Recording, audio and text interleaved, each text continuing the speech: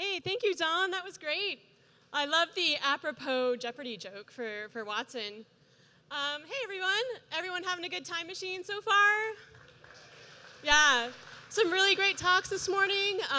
Really interesting, heavy talks. This is not going to be one of those interesting, heavy talks. This is going to be a let's have fun with some artificial intelligence and see what we can create with these awesome algorithms that we're using to do like really useful things like, predict failures in jet engines and see what we can do as humans to create with them, right? So that's what us humans love to do. We like to use things that were developed for something else and apply them to completely different things, and this is what sort of makes our brains more interesting, right? So, as Don mentioned, I am at IBM Watson. I am a data scientist, except I reluctantly take that title. I'm over 40, so my background was in applied mathematics and computer science, and so I had jobs like multidisciplined engineer and engineering scientist. And now I've been at IBM for the last 4 years, and now they call me data scientist. And at first I thought it was a slur, but I think I'm eventually coming around to accept it. I still feel very much more like an engineer, but I like to define my terms just because, my background is in mathematics. So what can we do to create with AI? So I wanted to start out, the slides are a little teeny. You can kind of see over there. I heard you talked a little bit about art yesterday, so I wanted to sort of talk more about some other areas where we're using algorithms to sort of generate things. And from a very young age, I've always been really interested in how we can use mathematical algorithms to sort of model the real world. And artists are also interested in how you use these mathematical algorithms. And I'm going to, there's a broad suite of generative, and they don't always fall under, artificial intelligence or machine learning. But recently, there has been a very interesting sort of wave of artists coming around that use a type of algorithm called generative adversarial networks. Okay, show of hands in the crowd. Who has heard of a GAN? Okay, all right. I'm getting 5% here. So GAN, as they're called, generative adversarial networks, were first introduced by Ian Goodfellow et al. In a paper about 4 years ago. So this is a really sort of new thing.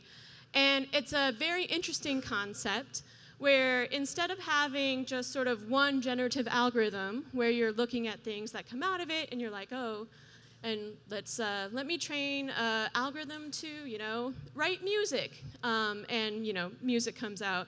He had this idea where you have two algorithms. You have a generator and you have a discriminator. And so you use the generator to sort of generate things, and then you train the discriminator to say, oh, that's bogus, that's not real. And then both algorithms learn simultaneously. The generator learns how to make things that are more realistic, and the discriminator learns how to discriminate things that were generated versus are actually realistic at the same time.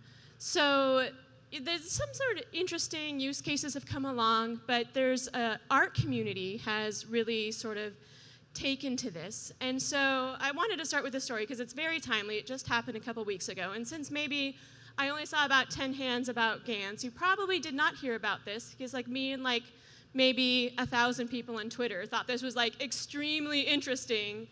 But since I also do AI generated art as a side project, I'm part of just the general crowd that really cares about such things. So a young gentleman who is now at Stanford released a open source code on GitHub that creates images. And then a French collective of artists called Obvious used this open source code. So the algorithm was written by, proposed by Ian Goodfellow, and implementation was released by a young man at Stanford. And then 3 artists in France trained a GAN on images and curated those images and released one as artwork. And they did attribute both the Stanford gentleman and Ian Goodfellow on that. And so here you see, over there, you'll see Edmund D. Bellamy was originally forecasted to be auctioned at Christie's for $7,000. Now, I think they did an excellent job in the art collective to sort of like really get like they put a backstory here, right? Just like so anything like artists, everyone's really interested in the story. So they gave Edmund a family tree, and they kind of said, you know, these are these people. And if you look at the images that they created, they have a certain sort of consistency to them in terms of the artistic style. You can see they like spent a lot of work, and since I also use generative art, I know how much work it can be, even though it looks like pretty similar. So, you know, there was maybe some hurt feelings. So who do you think, like, who owns this art, right? Is it the person who wrote the algorithm? Who had the idea for the algorithm? Is it the person who did the implementation? Is it the person who trained the neural network and made the print, right? So these are just, I do not have the answers to these, but these are the things that, you know, the art community has been discussing and are very hot topics right now. And I already have the punchline up here since I didn't like hide anything. So it's forecasted to sell for $7,000. This painting sold for $432,500 for a piece of generated art. So that is just incredible, incredible to me.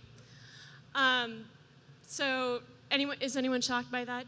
Do people think like one person? That's it, everyone just like whatever artists will be like. People buy crazy stuff, huh?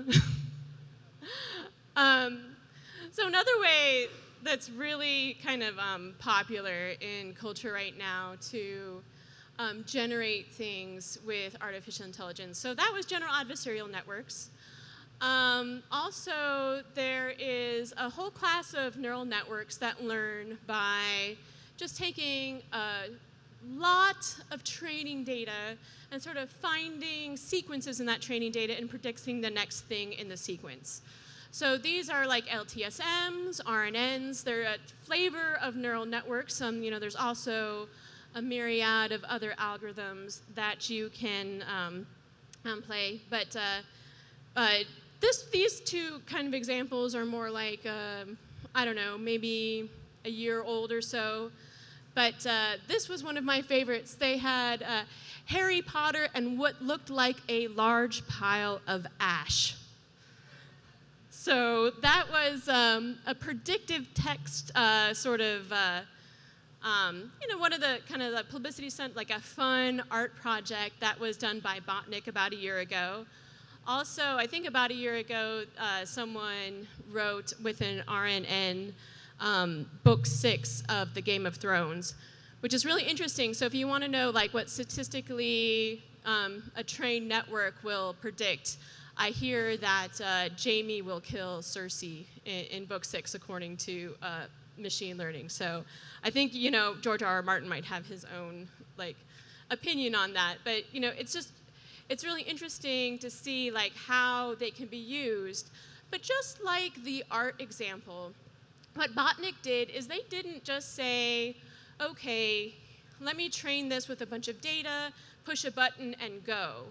There's so much human in the loop in this process. So even in unsupervised algorithms, as they're called, there is, you know, human decisions that made along the way. So the chapter here, you guys can Google it. It's super funny. It reads sort of like J.K. Rowling, but like not really. And it's kind of alien. And but the process of looking at what has come before and then predicting what would come next is the exact same algorithms that you all use every single day when you send text messages to your loved ones, and you know that they are incorporated on all your favorite smartphones.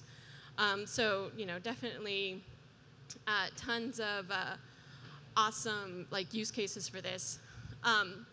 But so what do we do at IBM Watson with the Watson Beat. So there are two different machine learning algorithms that we use to generate music. One's a reinforcement learning algorithm, and it kind of lives in that weird space. It's not really, some people consider reinforcement learning unsupervised, but I think that's a little bit of a misnomer, since what you have to do with reinforcement learning is you have to give the algorithm sort of a discriminator and a cost function. You have to basically algorithmically teach it what is a good decision and what is a bad decision. So in my mind, that is a way of training the algorithm, right? And also, what it does is it generates random things, and then the algorithm basically scores it, and it says, was that a good decision? Was that a bad decision? So in music, what that means is you're predicting what would come next in terms of note and duration. So it can be accents as music, or it can have music as well. And based on, so what's inside under the hood, if you crack it open, are the codified musics of Western music theory. So, we're keeping straight in, major, minors, circle of fifths, 1-4-5 in G, in case any of you are like rock band players. Who here's from Austin? How many? All right, who's in a band? Oh, that's it. Everyone in Austin has a band. Where's Bill? Bill's in a band. There he is. I'm also in a band because I live in Austin. That's what you do, right? It's really interesting. This is like the first time I actually got to use like music and machine learning together. And so our other part of this is the deep belief network. And a deep belief network is just a really odd thing, and I had not encountered this before I joined the Watson Beat project. And what you do is you take the input sequence of music. So this is a short melody, I recommend you use the algorithm. So it'll be a MIDI file, just one note at a time. So that gives you tone durations and intervals. And you feed it to a deep belief network, which kind of stacks a whole bunch of neural networks on top of themselves. And you basically undertrain it. So it's a supervised learning, but the input and the training is sort of the same thing. And it basically creates this weird world of melodies that are kind of seeded with the melody you gave it, but then can expand sort of infinitely, discretely infinitely around that space, which is super interesting.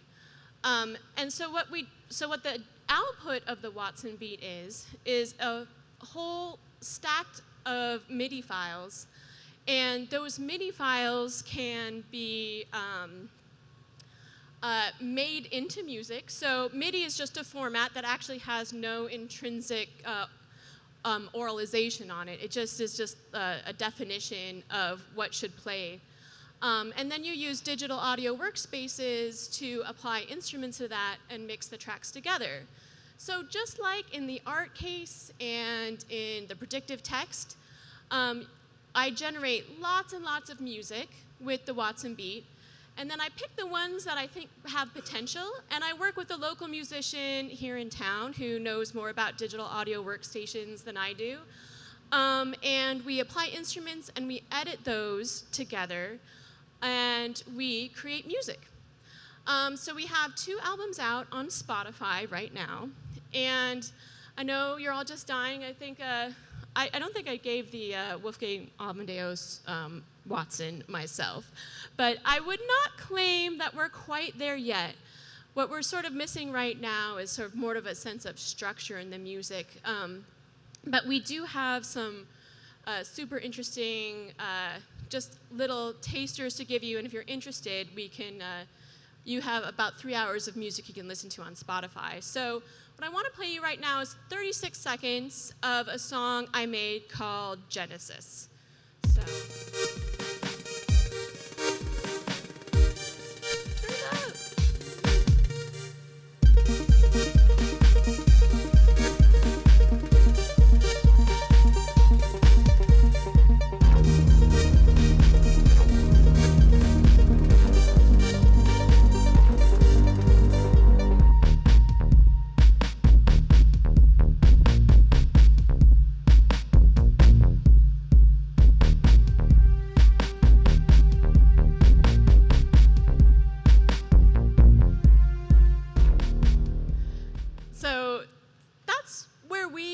So me and my partner, we release our music as DJ Beep Code. And then I ran into another person who was doing AI music by the name of Taryn Southern. And I released this album on Spotify, and she heard it, and she's like, let's do a collaboration.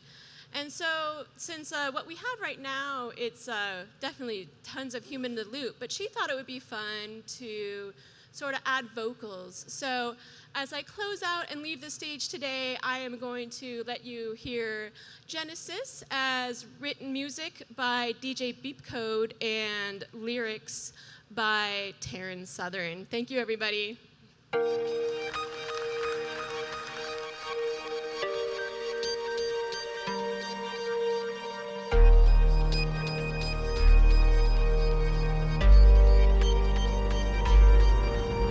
This pace of life, I'm slowly suffocating, not satisfied.